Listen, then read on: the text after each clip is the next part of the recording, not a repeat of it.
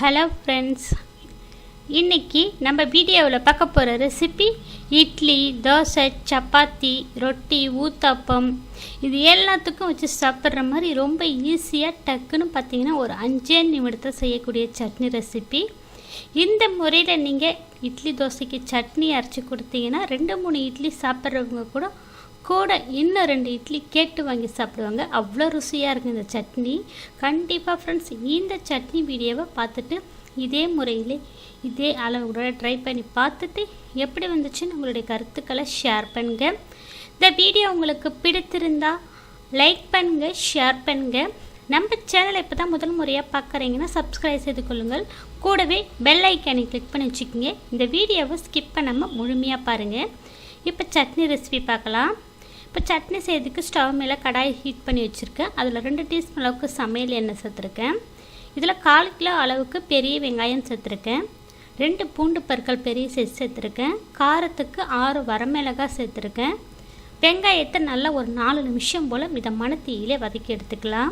வெங்காயம் ஒரு 80% வதங்கினா போதுங்க. இப்போ பாருங்கள், இந்த பக்கம் வந்ததும் ஸ்டவ் ஆஃப் பண்ணிவிட்டு இந்த சட்னிக்கு தேவைக்கேற்ப கல் உப்பு சேர்த்து கொஞ்சமாக புளி சேர்த்துக்கலாம். இது வெங்காயம் சூடு முழுமையாக ஆறினதுக்கப்புறம் மிக்ஸி ஜாரில் சேர்த்து கொஞ்சமாக தண்ணி சேர்த்து கொஞ்சம் கொரப்பாக அரைச்சிட்டு வந்து ஒரு பவுலில் சேர்த்துருக்குங்க. வெங்காய சட்னியை கெட்டியாக அரைச்சி சாப்பிடுங்க. அப்போ தான் நல்ல சுவையாக இருக்கும். தண்ணிலாம் அதிகம் மிக்ஸ் பண்ணக்கூடாதுங்க. இப்போ இந்த சட்னிக்கு ஒரு தாளிப்பு கொடுத்துருக்கேன்.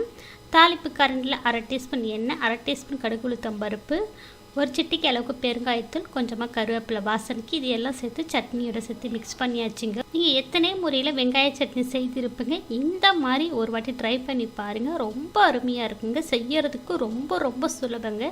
டக்குன்னு பார்த்தீங்கன்னா ஒரு 5 நிமிடம். அதிக இட்லி வேகிறதுக்கு முன்னாடியே சட்னி நம்ம செய்து முடிச்சிடலாங்க. ரொம்ப ஈஸியான சுவையான இந்த வெங்காய சட்னி நீங்கள் ட்ரை பண்ணி பாருங்கள். இட்லி, தோசை, சப்பாத்தி, ரொட்டி, ஊத்தாப்பத்துக்கெல்லாம் ரொம்ப அட்டகாசமாக இருக்குங்க. ட்ரை பண்ணி பார்த்துட்டு எப்படி வந்துச்சுன்னு உங்களுக்கு கருத்துக்களை ஷேர் பண்ணுங்க. இந்த வீடியோ உங்களுக்கு பிடித்திருந்தா லைக் பண்ணுங்க, ஷேர் பண்ணுங்க. நம்ம சேனலுக்கு மறக்காமல் சப்ஸ்கிரைப் பண்ணுங்க. கூடவே பெல் ஐக்கனை கிளிக் பண்ணி வச்சுக்கோங்க. அதில் ஆல்ன்ற ஆப்ஷன் வரும், அதையும் கிளிக் பண்ணி வச்சுக்கோங்க. அப்போ தான் அடுத்தடுத்து போடக்கூடிய 19 வீடியோக்கள் உடனுக்குடன் அப்டேட் ஆகும். இந்த வீடியோவை ஸ்கிப் பண்ணாமல் முழுமையாக பார்த்ததுக்கு நன்றி. வணக்கம்.